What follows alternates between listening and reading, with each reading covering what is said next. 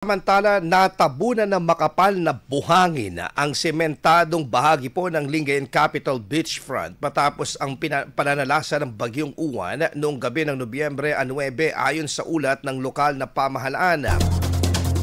Kabilang sa naapektuhan ng landmark na si Pangasinan na ngayon kalahati na lamang ang nakikita dahil sa kapal ng buhangin.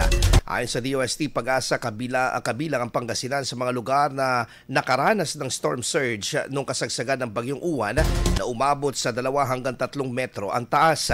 Dahil dito, ilang establishmento sa baybaying bahagi ng Lingayen ang nawasak din at nangangailangan ng malawakang paglilinis at rehabilitasyon.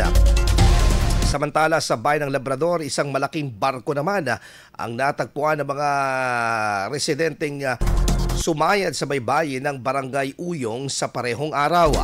Ayon sa mga saksi, sumadsad ang naturang barko kasabay ng malalakas na alon at bugso ng hangin na dala ng bagyo. Patuloy pang kinukuha ng IFM News Dagupan ang pahayag ng Labrador Coast Guard kaugnay ng insidente upang matukoy ang lawak ng pinsala at kung may naitalang nasaktan.